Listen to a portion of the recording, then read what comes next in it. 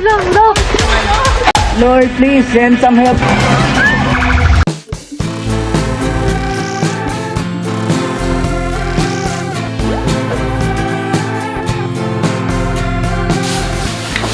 Meron nag-message sa akin, isa nating subscriber from Kainta PH, itong si Maxwell. Dahil sa mga nakaraang buwan ay naka-experience tayo sa Pilipinas ng lindol.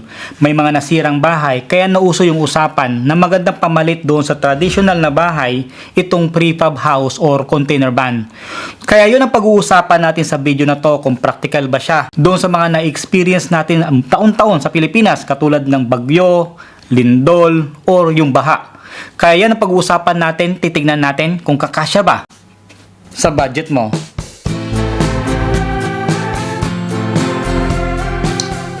So pag-usapan na natin, ang unang pag-usapan natin is yung advantage niya kaysa dito sa traditional or conventional na bahay.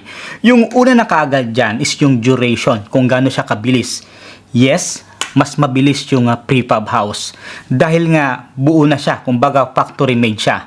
Ang gagawin mo na lang, pupunta ka doon sa supplier ng prefab house, tapos mamimili ka kung ano yung gusto mong unit. Pag mayroon ka na napili at mayroon kang pera, babayaran mo lang siya, tapos ihahanda lang doon sa site kung saan ka magpapatay ng bahay na pagpapatungan niya. Tapos meron ka ng mga permits, i-deliver lang sa'yo yung prefab house, tapos bubuuin lang nila, isang araw, 2 araw, tapos na yung bahay mo. Kumbaga, may instant na bahay ka na kaagad. Ganun siya kabilis. At din yung pangalawa is yung cost. Mas mura ba siya kaysa dito sa traditional? Yes, again, mas mura yung prefab house. Dahil yung prefab house ay mga light materials yung ginamit niya. Mula sa wall, mula sa kanyang framing, kaya mas tipid siya o mas mura siya at saka factory made siya. At din yung pangatlo is yung strength. Okay, dito na. Yung strength, kung pag-uusapan natin yung lindol, ay matibay naman yung prefab house. Dahil nga, again, factory made siya. Pag factory made siya, mayroon siyang quality control na sinusunod. Sumusunod sila base sa building code. Kumbaga, na-design siya ng maayos. Kaya, kumbaga, kaya niya mag-stand doon sa lindol. At saka isa pang advantage sa prefab house, dahil nga magaan siya, yung structure ng prefab house, pag lumilindol ay naglalaro lang siya dahil nga magaan lang siya. At saka yung risk niya na makabuwis ng buhay, mas mababa kaysa dito sa conventional. Nakita nyo naman yung conventional. Pag halimbawa bumigay yung poste niya, kukulaps talaga siya, as in talagang nadudurog yung structure niya. Hindi katulad ng prefab house. Pag bumigay man yung structure niya, siguro tumabingi lang siya, or bumigay man siya dahan-dahan, hindi katulad ng konkreto. Pag bumigay yan, talagang babagsak. So yun yung advantage ng prefab house. Ngayon, pagdating naman sa bagyo, dito medyo hindi ko pwedeng sabihin na mas matibay siya kaysa dito sa conventional. Mamaya ipapaliwanag ko pag nandun na tayo kung ano yung di maganda naman sa prefab house. Pero masasabi ko pa rin na dinidesign na yung, ng supplier ng prefab house para sa bagyo. Kumbaga kaya pa rin niyang tumayo. At din yung pang-apat naman is yung repairable siya. Baga, madali siyang i-repair. Hindi ko sinasabi na hindi repairable yung conventional. Ang ibig ko sabihin, pag lumindol kasi yung conventional, pag bumigay nga siya at magkulap talaga siya, minsan hindi mo na maaayos pa. Pag halimbawa talagang bumigay siya. Unlike pag mga prefab house, kung bumigay man siya, tumabingi man siya, kaya niya pa rin hilutin o kaya pa rin ituwid para mabuo uli yung prefab house. Kung magkaroon man ng mga cracks, mas madali siyang ma-repair. Tatanggalin mo lang yung wall panel niya, papalitan mo lang, buo na uli siya. So, yun yung advantage din ng prefab house pagdating doon sa kung madaling i-repair siya. At din yung pang-5 is transferable. Ibig sabihin, kung halimbawa nagsawa ka doon sa location kung saan mo tinayo yung prefab house mo at then naisipan mo na ilipat sa ibang lugar, pwede mo siyang gawin, pwede mo siyang ilipat. Lalo na halimbawa mag-boyfriend o girlfriend pa lang kayo, naglilibin kayo, tapos yung may-ari ng lupa is yung boyfriend mo or yung girlfriend mo, tapos naghiwalay kayo, pwede mo siyang bawiin yung prefab house mo at ilipat mo doon sa bagong boyfriend o girlfriend mo. So yun yung advantage ng prefab house. And then yung pang-6 ay yung limited yung budget mo. Kung halimbawa gusto mong magnegosyo ng apartment o paupaan, or nagsisimula pa lang kayong na magbuo ng pamilya, maganda yung prefab house para lang magkaroon ka kaagad ng mga sisilungan kung limited nga yung budget mo na matatawag na meron kayong sariling bahay. So yun yung mga magagandang katangian sa prefab house kesa dito sa conventional o traditional na bahay. So pag-usapan naman natin ngayon kung ano naman yung hindi maganda sa prefab. Yung una na kaagad dyan is yung customization. Dahil nga yung prefab ay prefabricated na siya, yung kanyang design, yung dimension niya ay minsan ay fixed na. Nako-customize siya pero may limitation. Kumbaga minsan kasi tayo ay mayroon tayong requirements kung gaano kalaki yung kwarto, gaano kalaki yung kitchen, ano yung ilang kwarto yung kailangan mo. Sa prefab hindi mo magagawa yon. Hindi katulad ng conventional ay kumbaga flexible siya.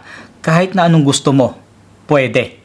Pwede ka magpalagay ng ilang kwarto, pwede ka magpalagay ng ilang gaano kalaki yung CR, yung kitchen, magagawa mo sa conventional. Sa prefab, hindi. Lalo na tayo ng mga Pilipino na mahilig tayo mag-extend. Pa-extend natin yung kitchen, pa-extend natin yung living area, palakihin natin yung kwarto, padagdag tayo ng kwarto doon sa bahay na pinagawa mo. Sa prefab, hindi mo basta-basta magagawa dahil may limitation siya in terms of customization. So yun ang hindi maganda sa prefab. At din yung pangalawa is yung location. Hindi lahat ng location ay advisable na gumamit ka ng prefab. Pwede siya kung ipipilit mo. Pero ang tanong, practical ba siya? Or wise idea ba siya? Una na dyan, halimbawa kung ang supplier ng prefab sa lugar mo ay malayo, baka yung magagastos po kung magpapagawa ka ng same size na bungalow ay mas mahal pa yung prefab dahil nga doon sa delivery charge niya. So, hindi siya practical. At saka, kung halimbawa yung location mo ng pagtatayuan mo ng bahay mo ng prefab ay limited yung access, hindi makadaan yung truck. So, hindi ko ma-advise sa'yo na gumamit ka ng prefab. At saka, isa pa, kung halimbawa yung location mo ay malapit sa dagat, hindi ko i-advise sa'yo na gumamit ka ng prefab dahil nga mas madali siyang masira, madaling kalawangin pag malapit ka sa dagat. At isa pa, kung halimbawa ang location mo ay bahain. Sa Pilipinas, taon-taon binabaha tayo. Kaya hindi ko ma-advise sa inyo na gumamit ka ng prefab pag bahain yung lugar mo. Lalo pa last year, yung baha umaabot hanggang bubong. Ngayon ang prefab, dahil nga EPS panel ang ginagamit nila or mga drywall or sandwich panel, may tendency na papasok yung tubig doon sa wall niya. Tapos yung insulation masisira agad, tapos yung amoy niya. Hindi siya maganda pag nalubog siya sa baha. Hindi katulad ng conventional. So yun yung isa sa hindi maganda sa prefab. Ngayon, dahil nabanggit ko na yung baha, pagdating sa bagyo, hindi ko pwedeng sabihin na mas matibay siya kaysa sa conventional. Dahil ang prefab ay light material siya. May posibilidad na pag malakas yung bagyo, may posibilidad na masira siya. At din yung pangatlo na hindi maganda sa prefab, yung lifespan niya. Yung lifespan ng prefab ay hindi katulad ng conventional. Yung conventional, baka nga yung bahay mo ngayon ay pinamana pa ng nanay mo or namana pa niya sa nanay niya, kumbaga sa lola mo. So, mas matagal yung conventional, yung traditional na bahay kaysa dito sa prefab pagdating doon sa lifespan. At din yung pang-apat is yung init. Aminin nyo man sa akin o hindi ngayon, yung may mga prefab na iba yung init niya kaysa dito sa conventional. Mas mararamdaman mo na mas mainit yung prefab kaysa sa conventional na bahay o traditional. At din yung last, ito yung resale value niya. Mas mababa yung resale value ng mga prefab kaysa dito sa conventional. Kung ibebenta mo siya, mas mababa yung presyo. Pag pinasok mo siya sa bangko, mas mababa yung presyo. Dahil nga light materials yung ginamit sa prefab. Kaya in conclusion, doon sa lahat ng mga sinabi ko, kung nagsisimula ka pa lang at saka limited talaga yung budget mo at gusto mo talaga lang na magkaroon ka ng bahay, okay lang na prefab yung gamitin mo. Basta tanggap mo na yung patatayo mong bahay na prefab ay pang short term lang. Ngayon kung meron kang farm, pwede kang gumamit ng prefab. Kumbaga maganda siyang gamitin. Ngayon pagdating naman sa paupahan o apartment, okay lang din naman. Walang problema na gumamit ka ng prefab. Basta tanggap mo na yung value ng apartment na yan ay mababa.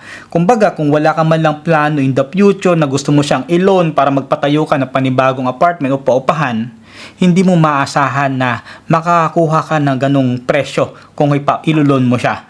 At saka isa pa, may mga tenant na meron silang requirements. Kumbaga, hindi sila komportable na maingay yung makalampag, yung kapitbahay, yung katabing kwarto o yung katabing unit, tapos yung kalabog doon sa floor or tsaka yung init, hindi sila komportable. Kaya maasahan mo na may mga tenant na hindi magtatagal sa unit.